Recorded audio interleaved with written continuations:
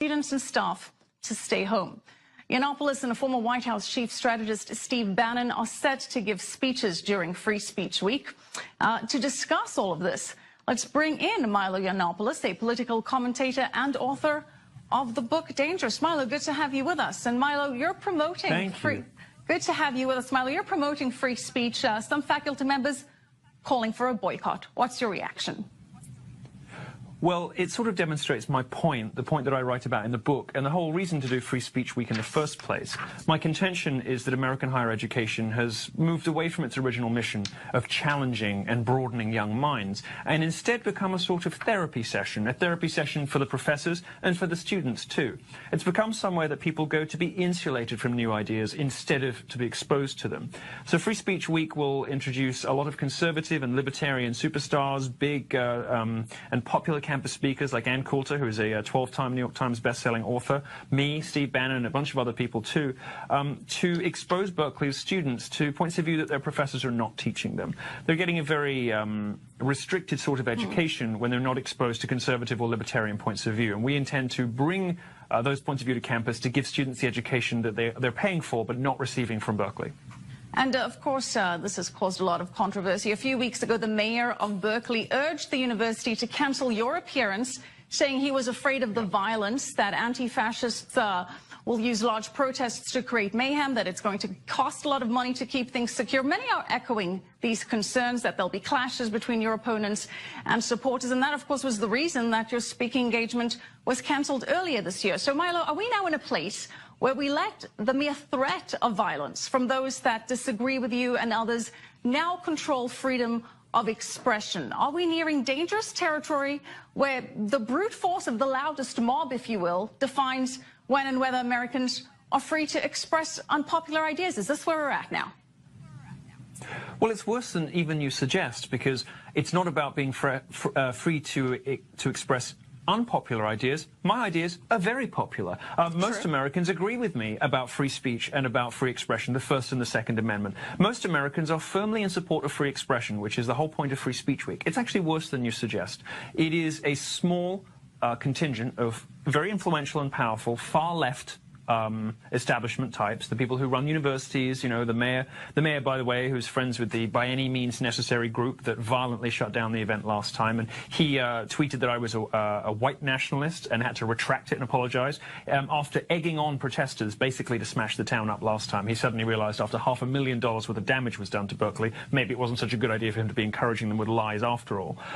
You know, now the Kafkaesque situation we find ourselves in is that the left is punishing me for a problem they created themselves. Berkeley's trying to charge me tens of thousands of dollars in security fees so that my audience and my speakers are safe from violence that Berkeley itself has nurtured and encouraged.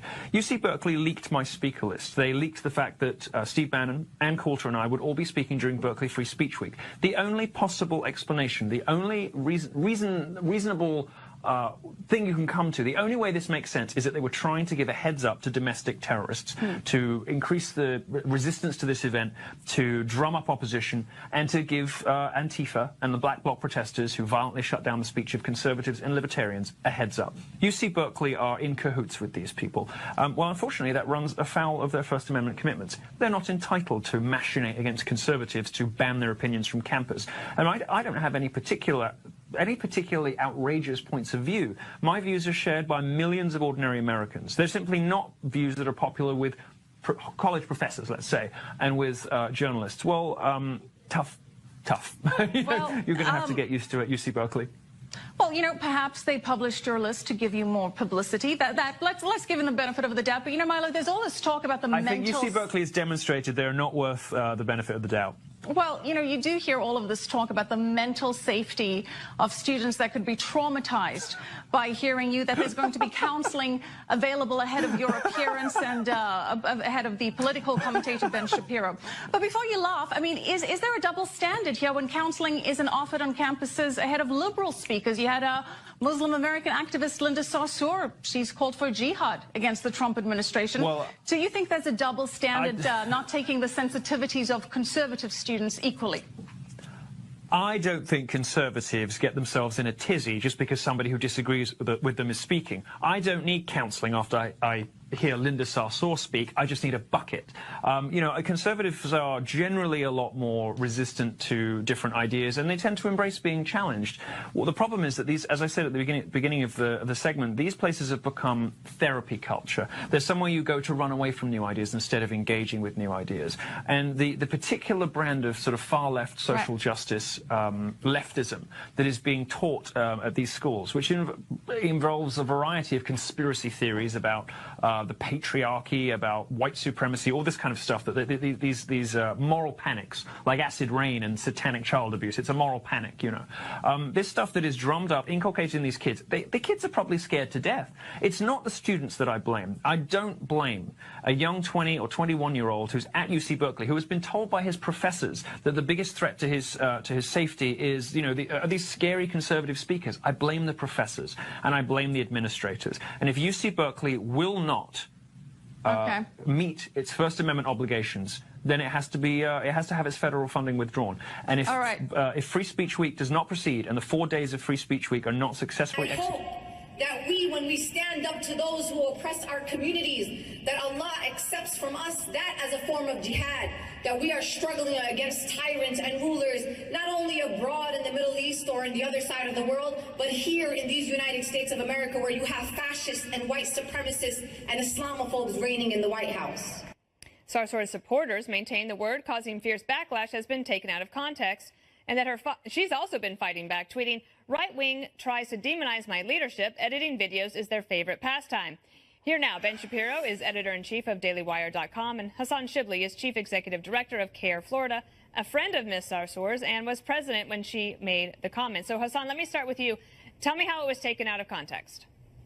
Well, jihad means to struggle for good, and she was very clear that it's our duty as Americans and as Muslims to put forward our best effort and to struggle to speak truth to power, to help the disenfranchised, to stand for the oppressed, no matter what the cost is of speaking out. And she's actually paying the price of speaking out and calling out the Trump administration's attacks on minorities, attacks against women.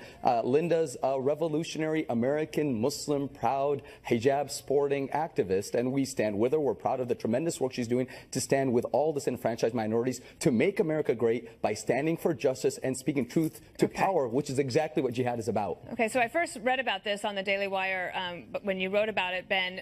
Tell me why you think that it was not taken out of context when she calls for jihad against the White House. Well, I mean, it clearly wasn't taken out of context. Everybody I know who posted this story posted the entire video as well as a large portion of the transcript from what she said. I don't think anybody is claiming that she openly called for violence against President Trump, but jihad means more than just internal struggle or quote-unquote struggle for good. I mean, we all know that there are terrorists all over the world who invoke the word jihad as justification for what they do, and Linda Sarsour knows that too. I mean, she knows how to make a headline. She is a radical anti-Semite who has backed terrorists in the past. She's a person who has said that I Stop smearing her. Don't smear a woman who's not here to defend herself. You just don't like a vocal American Muslim woman proudly standing for justice. Don't smear a woman who's not here to defend herself. Shame on you. Okay, I'll talk about CARE instead. CARE is an organization that was an unindicted co-conspirator in the Holy Land Foundation. Right, shift the topic. Exactly. Never indicted. Don't try to drown out the conversation. Let's talk about what jihad means. Jihad means striving for truth. Let me ask you, Hassan. Exactly what she's doing. If you want to talk about context, let's talk about the full context. Yes, go ahead and ask me. Okay, this is what I want to ask you. The fact that she began this speech by praising a guy who has in the past talked about how jihad includes violent jihad. She started her speech with that. So let's not pretend that you can you're the one taking this one line out of context and then suggesting that it only refers to I encourage everybody just to listen to the speech for herself. So I listened to it, and I have a question to you from a communication standpoint. So she wants to be an effective activist. Surely she is aware that when the general public hears the word jihad, it's not necessarily about an internal struggle and standing up for people's rights. I mean, we do that all the time in America, like our country's actually built on that. So I'm curious why she doesn't think that she would get some backlash. If you're going to say those things, you are going to get, stir up a hornet's nest.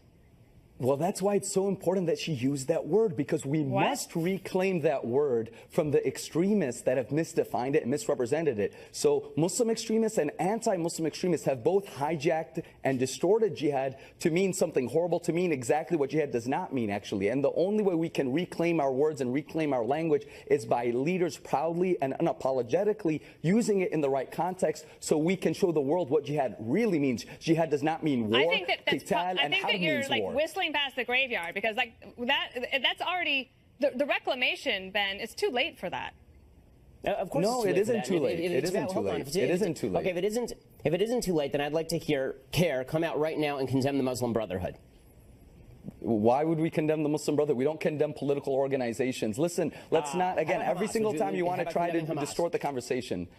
Why don't you condemn the KKK? Why don't you condemn the Lord's Resistance Army? Every time a Muslim comes up, you start asking Muslims to condemn. Muslims are human beings. We're proud Americans. We stand for peace. We stand for justice. We condemn all people. We condemn all people who engage in violence against human beings, against civilians. Take that for granted. We are one humanity, one people. Let's get to know each other. Let's not promote fear and hate of each other. All right, Hassan, I'll give the last word to you, Ben. Okay, if you want to reclaim the word jihad, you should start by condemning organizations that promote jihad all over the world instead of associating with them, praising them, and talking about again, you're misdefining jihad. Jihad means standing for justice. Jihad means standing for justice. It doesn't mean terrorism. And we stand against all terrorists and all those who engage in violence. Organizations that participate in it. This is not hard. We have and we do, just as everybody else does. Thank you, and God bless you, and God bless America. Thank you, Hassan, and Ben Shapiro. Thank you so much. See you next week.